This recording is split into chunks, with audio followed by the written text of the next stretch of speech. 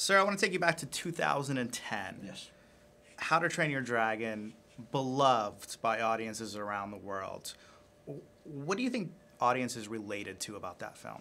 Oh boy, I think it starts with just the fact that it's a really good story. You know, I think it's a really beautiful world filled with rich characters, and it's about something. You know, and it's a movie that rewards you sticking around to the end. And I also, I think that it's got a great deal of escapism in it, and that we were able to transport people to a world they hadn't seen. You know, I like to think we did what Avatar was trying to do.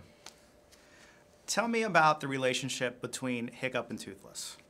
You know, they complete each other. They're both these outcasts. They're both these weird things, Toothless, as far as we know, is the only Night Fury there. And Hiccup, the least Viking of the Vikings. And so, I think each of them on their own mean a bit less. But together they form a really special hero. And I think it speaks to one of those relationships that you can get with an animal that you can't get with a person, which transcends words, has nothing to do with words. It is just pure emotion and loyalty and love. And I think anyone that's ever had a pet they really love really gets it. Tell me about how the relationship between Hiccup and Astrid has evolved in this second film. Well, they're sort of, their relationship's a bit more lived in. There's no more kind of skirting the issue. They've addressed the elephant in the room, so it seems, and they complement each other. Hiccup is reason, and Astrid is action, and Astrid is the Viking that Hiccup's dad wishes he could be. I think the sort of opposites attract, and they have each other's back. Dean has said that you are Hiccup. Do you agree? And if so, what are the similar on-screen characteristics that you see between Definitely, I agree.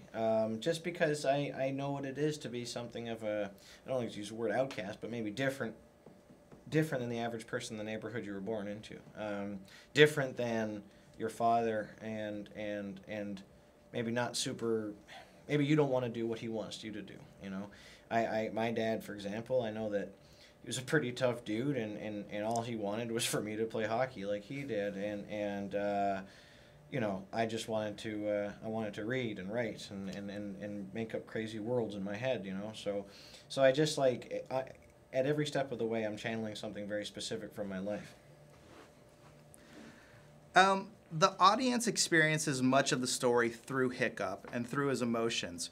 What are the challenges in conveying those emotions solely through your voice and in the recording booth? Yeah, well, it's just sort of like, it forces you to relearn acting to a certain degree, because it made me realize how much I used my mannerisms and my expressions as like a crutch. I'll just say they're crutches, but then once you got past that, there was something really pure and exciting about focusing just on the words and trying to make them come to life as much as possible.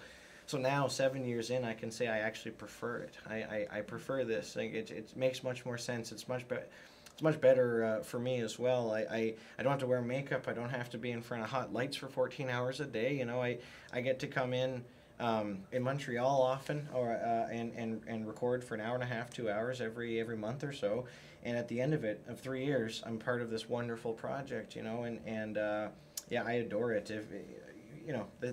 If we're up to me, this is all I'd ever do. Tell me what it's like working with the director, Dean DuBois. I mean, Dean, it can't be overstated enough that he's not just one of the greatest artists working in movies, he's one of the greatest artists working, period. And he's one of the world's great storytellers. And he comes from this, he inherits this pure Homeric tradition of just giving these beautiful sagas, these beautiful quests, and he's such a compassionate man that you can't help but feel his love for the world and love for people and love for everything in every character. He's also a Star Wars and comic book nerd, and so the movies function as great action movies as well, and also he's another Quebec boy like me, and so I was so proud of him last night. The two of us up there, it was really, really cool. Very impressive. I agree.